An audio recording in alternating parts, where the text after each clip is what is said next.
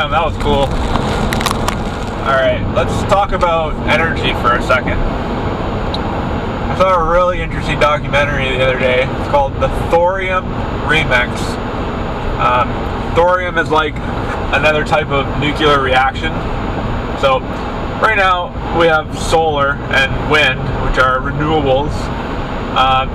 But you know what, they're very inconsistent, and you know, they're like these moving parts. Like, I like solar rooftops. That's about the only thing I really like about the whole movement. You know, wind power is, you know, if you got a consistent source, go for it, but that's not a fix. Like, that doesn't work everywhere.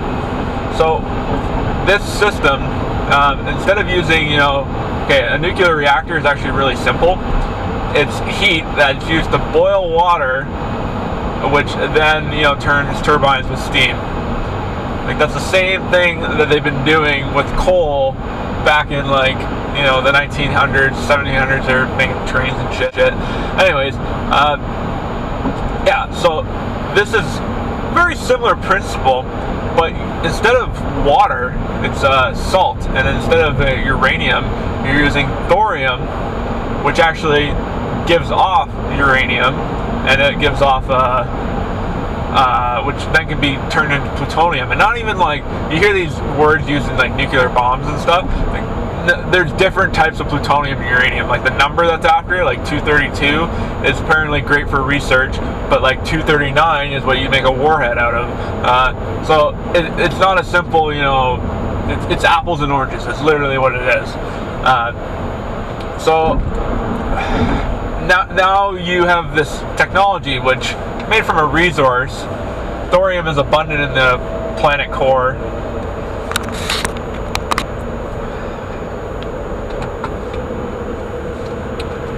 Thorium is available in, like, the planet core. So, well, not the core. It's like the surface everywhere. You know, thorium is so available that well, it's so available that we have enough, like, a single person can mine enough for all of, fuck, I'm gonna forget the statistic, for a large population. I can't remember if it was a state, a country, or the whole world, but it can run it for a year. But on any level, one person getting that much energy is absurd to think about.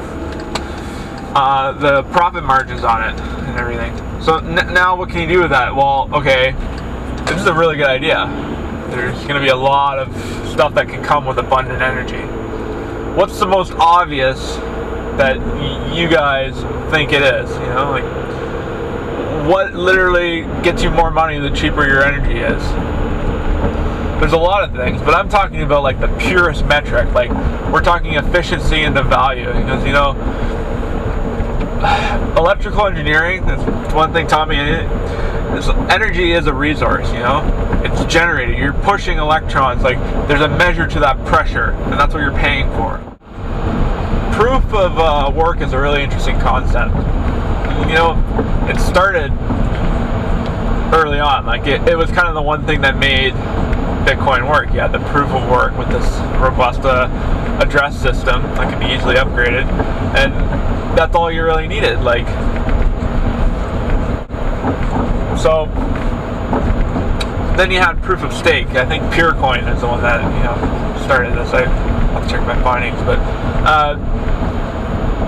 proof of stake was a new jump in efficiency, because instead of energy burned, you now had, like, tokens committed, which is, sounds like a pretty easy concept. You know, like, I have tokens that I'm signing an address with, and that signing, like, power behind that signature is what's kind of generating the security. But people have found a lot of flaws in this, or they need to add more conditions to it to kind of make it better. And I'm seeing really interesting with proof of work and proof of stake hybrids. And you know, like, I'm going to be talking with Doug from Veracoin.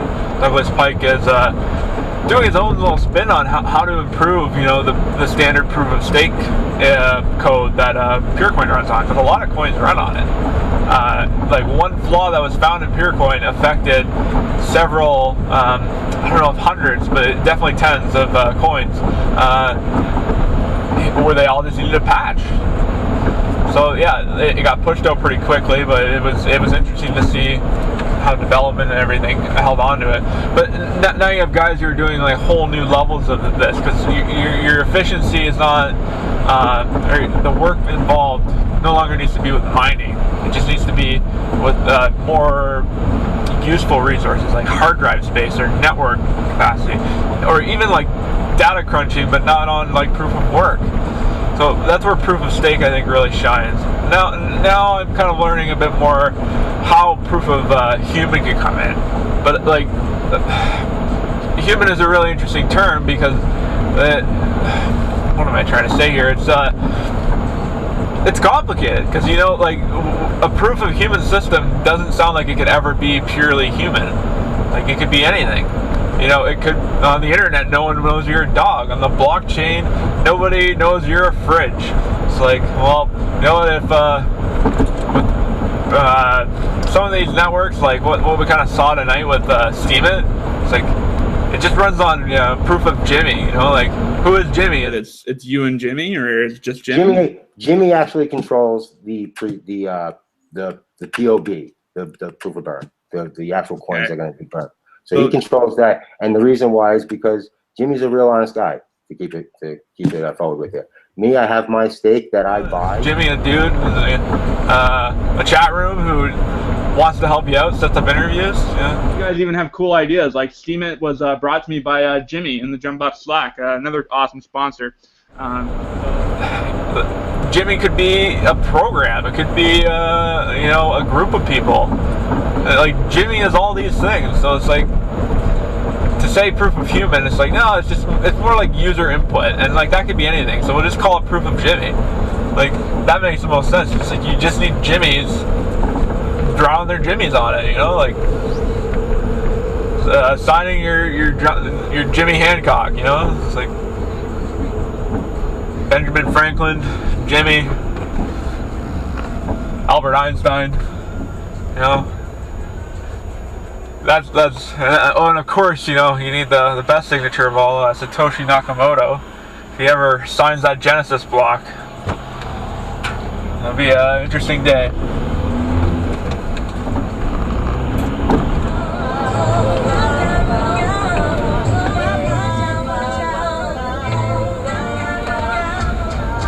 Yep, prepared to stop.